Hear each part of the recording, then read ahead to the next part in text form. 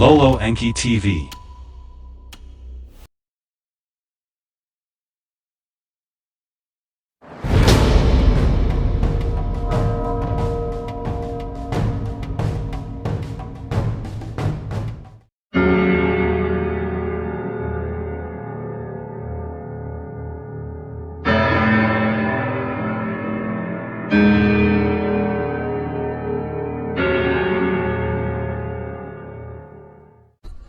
Synopsis of the fourth tablet.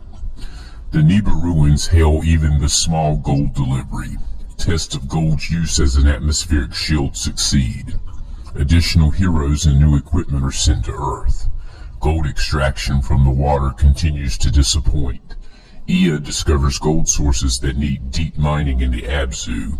Enlil, then Anu, come to Earth for crucial decisions. As the half-brothers quarrel, lots decide the task. Ea, renamed Enki, Earth's master, goes to the Abzu.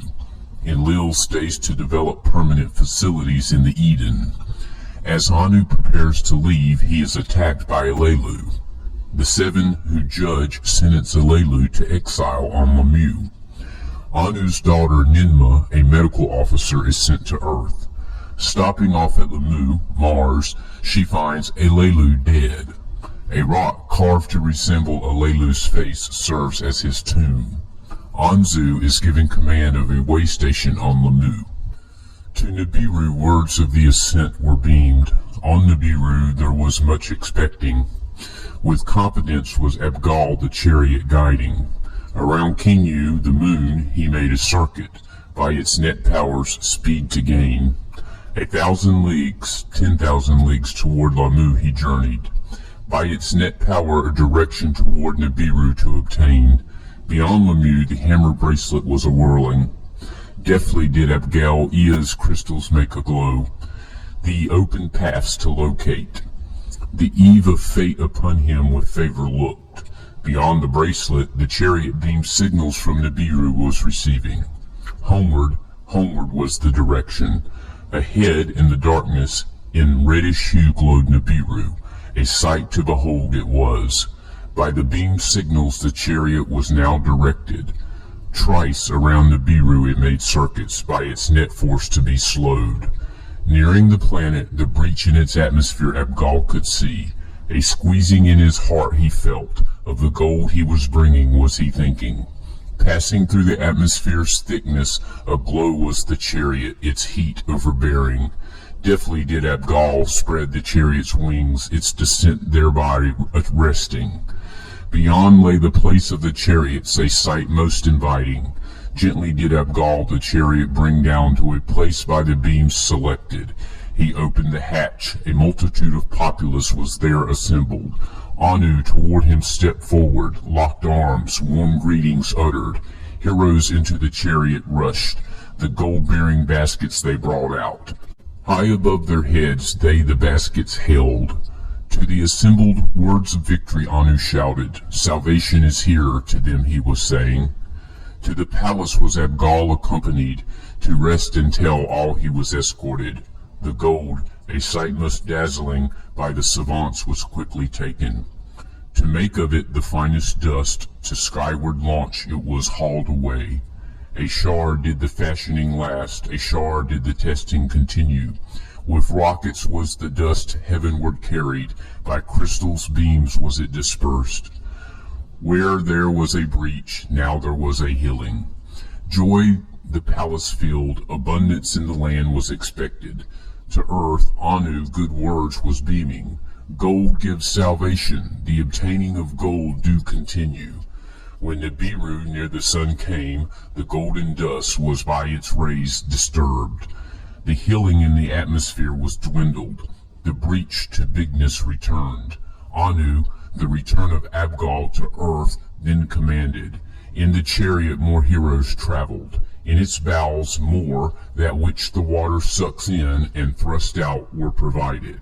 With them Nungal to travel was commanded, a pilot helper to Abgal to become. Great joy there was when Abgal to Eridu returned. Many greetings and the locking of arms there was. The new water workings Ea with care contemplated. There was smiling on his face, in his heart there was a squeezing. By Shar time, Nungal in the chariot was to depart ready. In its bows the chariot only a few baskets of gold carried. The disappointment on Nibiru's Ea's heart to him was predicting. Ea with Alelu words exchanged. That which was known they reconsidered. If Earth, the head of Tiamat, was in the celestial battle cut off, where was the neck? Where were the golden veins cut asunder? Where were the golden veins from Earth's innards protruding? In the sky chamber Ea over mountains and valleys traveled. The lands by oceans separated he with the scanner examined. Again and again there was the same indication. Where dry land from dry land apart was torn, Earth's innards were revealed. Where the landmass the shape of a heart was given, in the lower part thereof golden veins from Earth's innards were abundant. Abzu, of gold the birthplace, Ea to the region the name gave. Ea then to Anu words of wisdom beamed. With gold earth indeed is filled. From the veins, not from the waters, the gold must be gotten. From Earth's bowels, not from its waters, must the gold be obtained. From a region beyond the ocean, Abzu shall be called, can an abundance of gold be gotten. In the palace there was great astonishment. Savants and counselors to Ea's words gave consideration. That gold must be obtained, on that unanimity there was. How to obtain it from the bowels of the earth, of that there was much discussion. In the assembly a prince spoke up. Enlil he was, the half-brother of Ea. First Alelu, then his son by marriage Ea, upon waters placed all hope. Of salvation by water's gold they were reassuring. Shar after Shar, all of us salvation were expecting. Now different words we are hearing, a task beyond imagining to undertake. Proof of the golden veins is needed. A plan for success must be ensured. So was Enlil to the assembly saying. To his words many in agreement listened. Let Enlil go to earth, Anu was saying. Let him proof obtain, a plan put forward. His words shall be heeded. His words a command shall be. In unanimity the assembly its consent gave. Enlil's mission it approved. With Al-Algar, his chief lieutenant, Enlil for earth departed. Al-Algar his pilot was. With each a sky chamber were the two of them provided. To earth the words of Anu the king, words of decisions were beamed. Enlil of the mission and command shall be, his word shall be the command. When Enlil on earth arrived, Ea with his half-brother warmly locked arms. As brother meets brother, Ea Enlil did welcome. To Alelu Enlil made a bowing. Alelu with weak words him bade welcome. The heroes to Enlil words of warm welcome were shouting. Of the commander much they were expecting. Deftly Enlil the sky chambers to be assembled did command. In a sky chamber he went a-soaring. Al-Algar his chief lieutenant was as the pilot with him. Ea in a sky chamber by Abgal piloted to them to the Abzu showed the way. They surveyed the dry lands of the oceans, they took careful notice. From the upper sea to the lower sea the lands they scanned. Of all that was above and that was below they took account. In the Abzu the soil they tested. Gold there was indeed, with much soil and rocks it was commixed. Refined as in the waters it was not, in an admixture it was hiding. They went back to Eridu, what they had found they contemplated. Eridu new tasks must be given, alone on earth it cannot continue. Thus was Enlil saying, a great plan he described, a wide mission he was proposing. More heroes to bring over, more settlements to establish. The gold from earth's innards to obtain, the gold from the admixture to separate, by skyships and chariots to be carried from landing place task to perform. Who of the settlements in charge will be? Who of the Abzu shall take command? Thus was Ea of Enlil asking. Who of enlarged Eridu shall take command? Who the settlement shall oversee? Thus was Alelu saying. Who of the sky ships and the landing place shall take command? So did Anzu inquire. Let Anu come to earth, let him decisions provide. Thus did Enlil say in answer. Now this is the account of how Anu to earth came, how lots with Ea and Enlil were drawn, how Ea the title named Enki was given, how Alelu for the second time with Anu wrestled. To earth in a celestial chariot did Anu journey, the route by the planets it followed. Around the moon, Nagal the pilot a circuit made. By Anu was it closely observed. The moon, the one who Kingu once had been, they circled and admired. Perchance gold thereon can also be found, in his heart Anu wondered. In the waters beside the marshlands his chariot splashed down. Ea for the arrival reed boats prepared, for Anu to arrive by sailing. Above the sky chambers were hovering, a royal welcome they were offering. In the lead boat Ea himself was afloat, the king his father the first to be greeting. Before Anu he bowed, then Anu embraced him. My son, my firstborn, Anu to him shouted.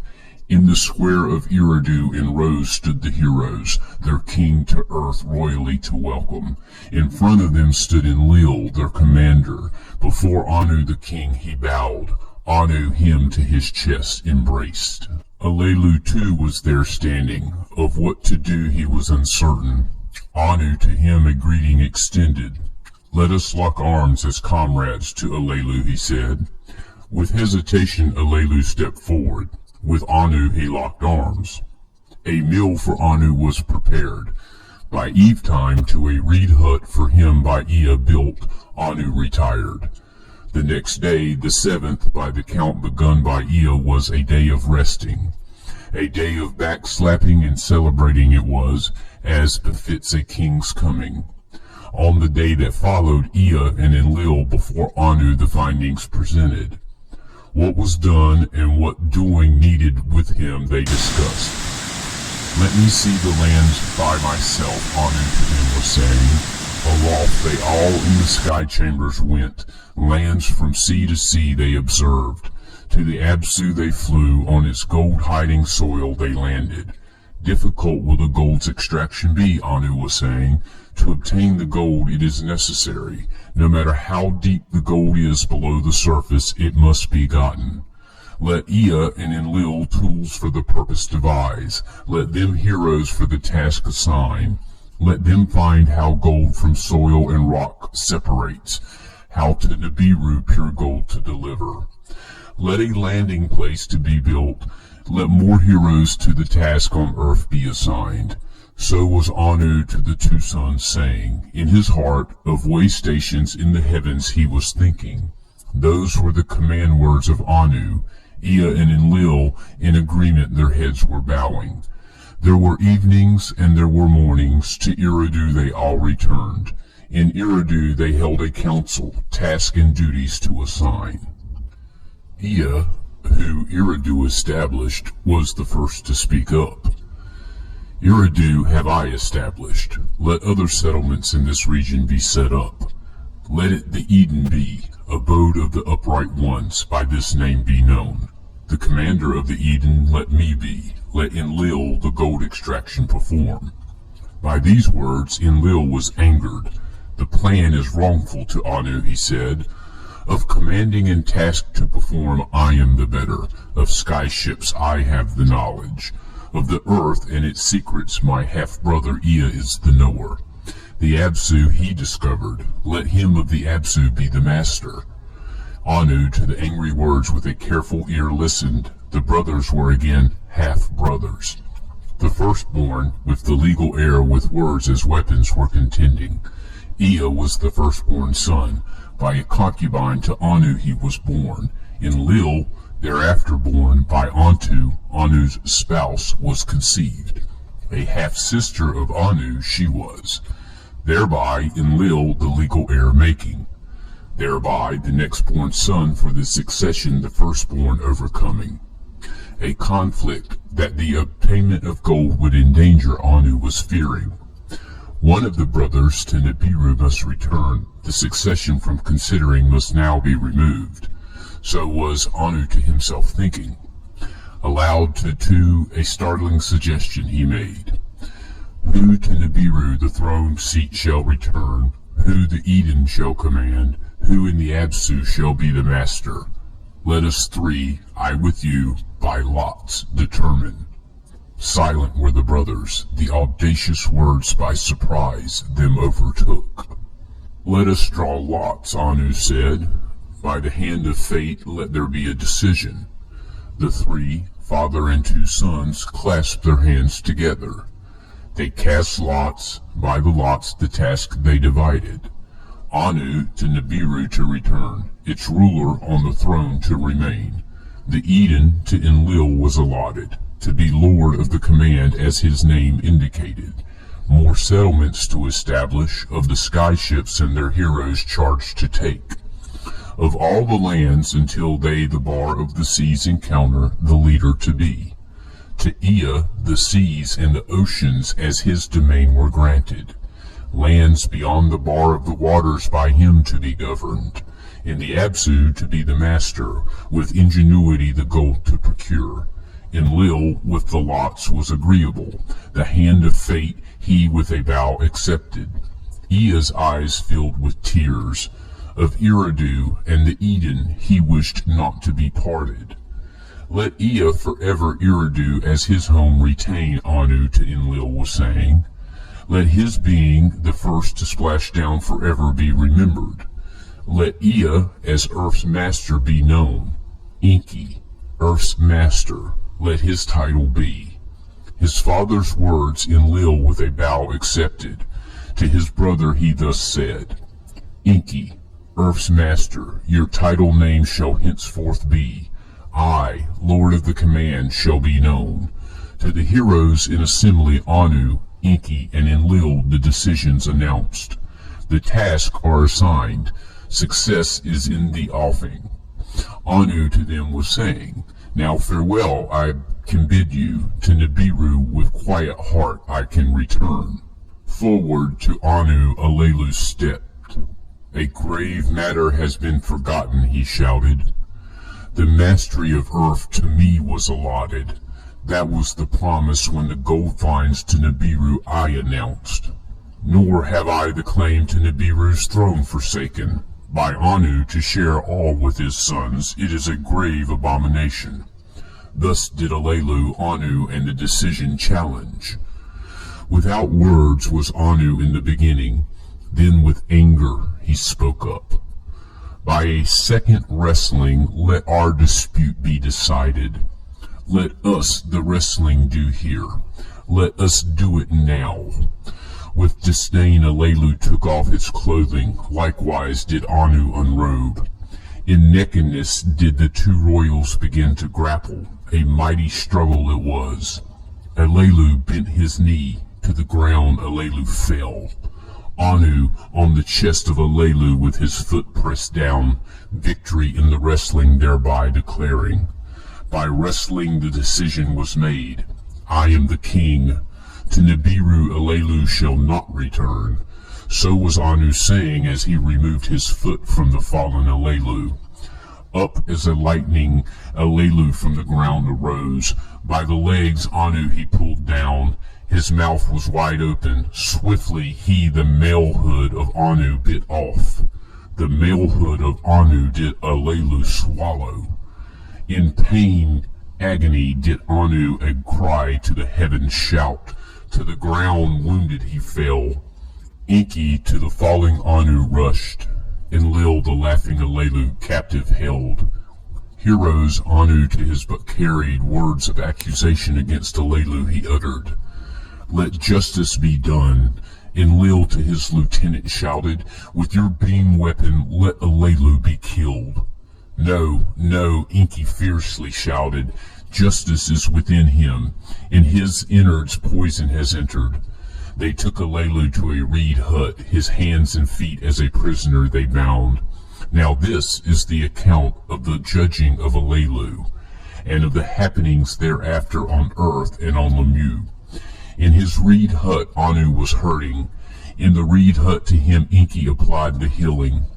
In his reed hut Alelu was sitting, spittle he spat from his mouth. In his innards the malehood of Anu was like a burden. With Anu's semen were his innards impregnated, like a female in travail his belly grew swollen. On the third day Anu's pains subsided, his pride was greatly hurting. To Nibiru I wish to return to his 2 sons, did Anu say. Beforehand upon Alelu there must be a judgment, a sentence the crime befitting must be imposed. By the laws of Nibiru 7 judges were required, the highest of rank on them to preside. In the square of Eridu the heroes were assembled the trial of Alelu to observe. For the 7 who judge, 7 seats were provided. For Anu, presiding, the tallest seat was prepared. To his right Enki was seated. Enlil was seated on Anu's left. On Enki's right Anzu and Ningal were seated. Abgal and Alalgar to the left of Enlil sat. Before these 7 who judge Alelu was brought. His hands and feet were untied. Enlil was first to speak. In fairness, a wrestling match was held. Alelu the kingship to Anu forfeited. What say you, Alelu? Enki him the question asked. In fairness, the wrestling match was held. The kingship I forfeited, Alelu said. Having been vanquished, Alelu an abominable crime performed. The malehood of Anu he bit and swallowed. Thus did Enlil the accusation of the crime make. Death is the punishment, Enlil was saying. What say you, Alelu? Enki his father by marriage asked. There was silence. Alelu the question did not answer. We all the crime did witness, Alalgar was saying. Judgment must be in accordance. If words you wish to utter, speak before the judging, Enki to Alelu said. In the silence, Alelu slowly began to speak. On Nibiru I was king. By right of succession I was reigning. Anu was my cupbearer. The princes he aroused. To a wrestling he me challenged. For 9 counted circuits I was king on Nibiru. To my seed kingship was belonging. On my throne seat Anu himself sat. To escape death to distant earth I made a dangerous journey. Salvation for Nibiru I, Alelu, on the alien planet discovered. Return to Nibiru I was promised, in fairness the throne to regain. Then to earth came Ea, the one by compromise, the next to reign Nibiru he was designated. Then came Enlil, the succession from Anu to himself claiming. Then Anu came. By lots he tricked Ea and Enki, the lord of earth. He was proclaimed of earth, not of Nibiru, to be the master. Then to Enlil command was granted. Enki to the distant Absu was delegated. My heart of all that was aching, my chest from shame and anger was bursting.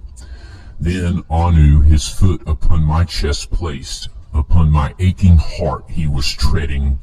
In the silence Anu spoke up. By royal seed and law, by fair wrestling did I gain the throne. My malehood you bit off and swallowed, my offspring line to discontinue. Enlil spoke up. To the crime the accused admitted, let the judgment come. Let death the punishment be. Death, said Alalgar. Death, said Abgal. Death, said Ningal. Death to Alelu by itself will be coming. What he had swallowed in his innards death will bring, Enki was saying. Let Alelu for the rest of his days on earth be in prison, Anzu was saying. Their words Anu was contemplating, angry and pity both him engulfed. To die in exile, let this be the judgment, Anu was saying. In amazement the judges at each other glanced. What Anu was saying they wondered. Neither on earth nor on Nibiru shall the exiling be, Anu was saying. On the way there is Lamu planet. With waters and an atmosphere it is endowed. Enki as Ea thereon made a pause. Of it as a way station have I been thinking. Its nest force is less than that of Earth forceful, an advantage in wisdom to be considered. In the celestial chariot Alelu shall be taken. On my departing from Earth, he with me shall make the journey. Around the planet Lamu we shall make circuits. To Alelu a sky chamber we shall provide. To the planet Lamu, in it he will be descended. Alone on a strange planet in exile he shall be. His days to his last day by himself to count. Thus did Anu words of judgment utter. In solemnity were the words intended. By unanimity was the judgment upon Alelu imposed. In the presence of the heroes it was announced. Let Nungal be my pilot to Nibiru. Therefrom chariots bearing heroes again to earth to pilot. Let Anzu join for the journey of the descent to Lamu to take charge. So did Anu commandments utter. On the morrow departing was readied. All who depart by boats to the chariot were ferried. A place for landings on firm soil you must prepare, Anu to Enlil was saying. How Lamu as a way station to utilize plans you should be making. Farewells there were, both joy and sorrow. Limping did Anu on the chariot embark. With his hands tied did Alelu the chariot enter. Then to the heavens the chariot soared up, and the royal visit had ended. They around the moon made a circuit. Anu by the sight was enchanted. Toward red-hued Lamu they journeyed. Twice about it they circled. Lower toward the strange planet they came. Mountains sky high and tears in the surface they noticed. Where Ea's chariots had once landed, they observed. By a lakeside it was located. Slowed by Lamu, net power in the chariot, the sky chamber they readied.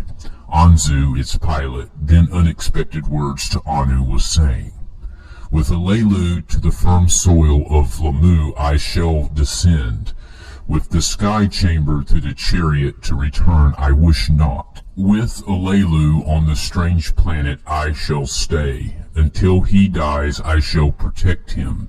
When he dies of his innards poison, as befits a king him I shall bury. As for me, I shall have made my name. Anzu, they will say, against all odds to a king in exile a companion was. He saw things by others unseen. On a strange planet he faced unknown things. Anzu, they will to the end of times shall say, like a hero has fallen. There were tears in the eyes of Alelu. There was amazement in the heart of Anu. Your wish shall be honored to Anzu, Anu said. Hereby let a promise by me to you be made. By my raised hand to you I this swear. On the next journey a chariot by Lamu shall circuit. Its sky ship to you shall descend. If alive it shall find you, the master of Lamu. You shall be proclaimed. When a way station on Lamu shall be established, its commander you shall be. Anzu bowed his head. So be it to Anu, he said. Into the sky chamber Alelu and Anzu were ushered. With eagles' helmets and fishes' suits they were provided. With food and tools they were supplied. From the circling chariot the sky ship departed. From the chariot its descent was observed. Then from view it disappeared, and the chariot of Nibiru continued. For 9 shars was Alelu king on Nibiru. For 8 shars Eridu he commanded.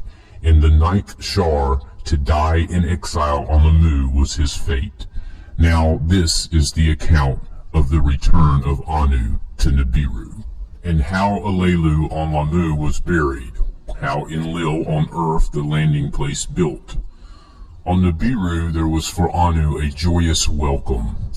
Of what had happened to the council and the princes Anu gave account. Neither pity nor vengeance from them all he sought. To discuss the task ahead he them all instructed. To the assembled a vision great in scope he outlined. Way stations from Nibiru to earth to establish. All the sun's family in one kingdom to encompass. The first on the moon to be fashioned, the moon for the plans also to be considered. On the other planets or their circling host stations to set up.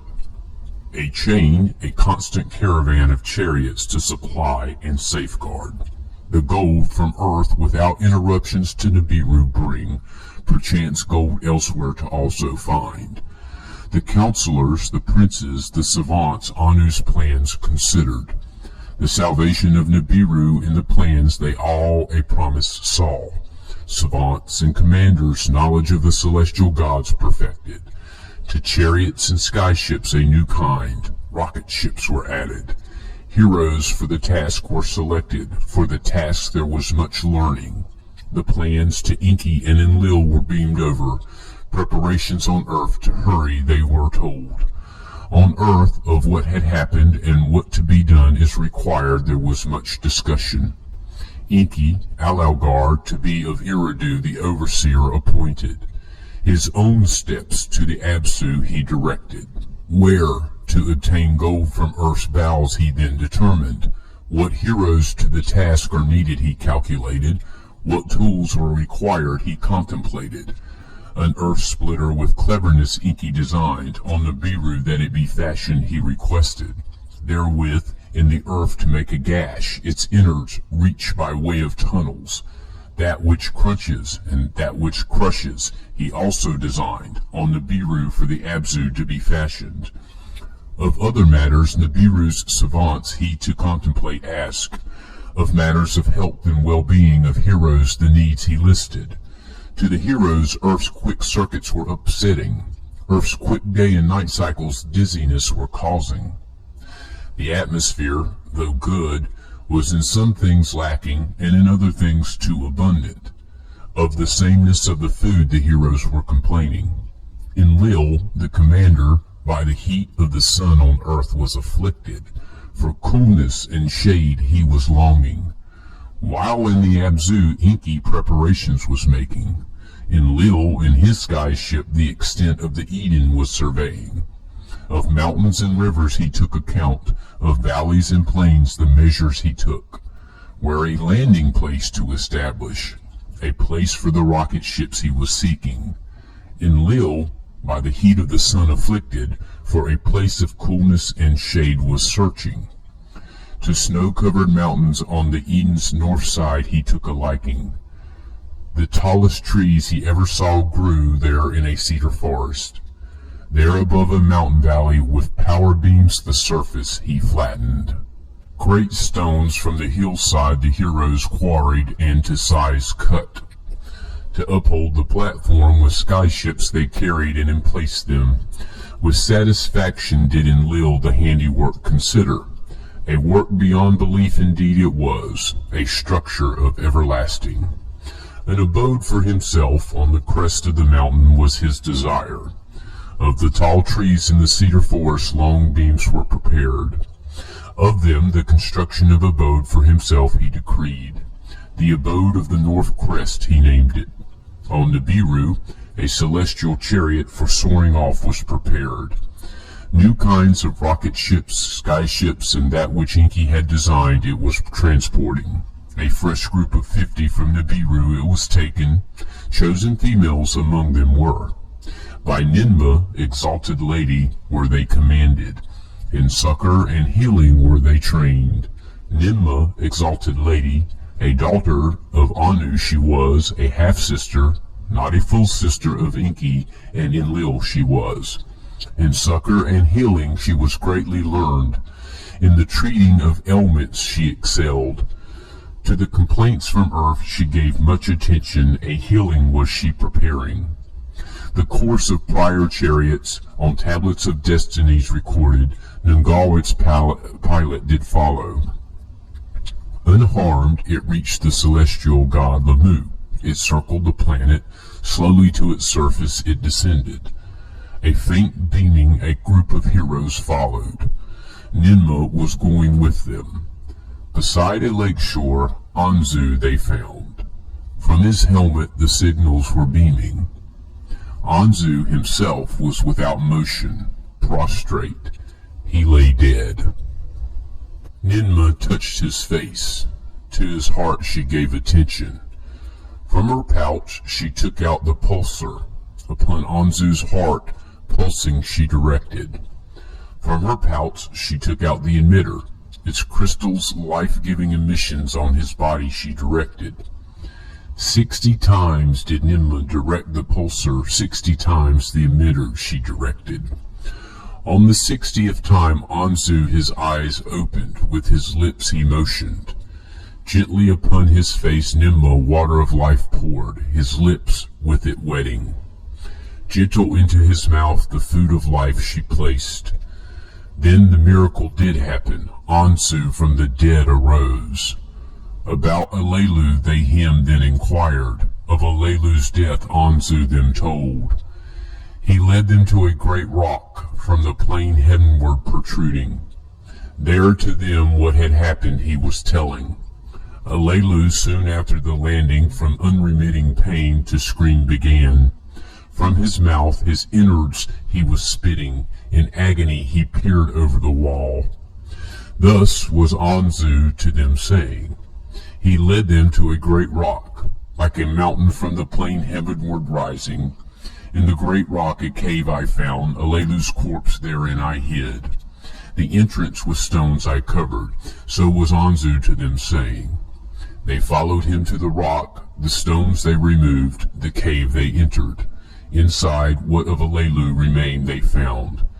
He who once in Nibiru a king was a pile of bones was in a cave now lying. For the first time in our annals a king not on Nibiru has died. Not on Nibiru was he buried. So did Nimba say. Let him in peace for eternity rest, she was saying. They the cave's entrance again with stones covered. The image of Alelu upon the great rock mountain with beams they carved. They showed him wearing an eagle's helmet, his face they made uncovered. Let the image of Alelu forever gaze toward Nibiru that he ruled, toward the earth whose goal he discovered. So Nimba, exalted lady in the name of her father Anu did declare. As for you, Anzu, to you Anu the king his promise shall be keeping. 20 heroes with you here shall remain, the way stations building to begin. Rocket ships from earth the golden ores shall here deliver. Celestial chariots from here the gold to Nibiru shall then transport.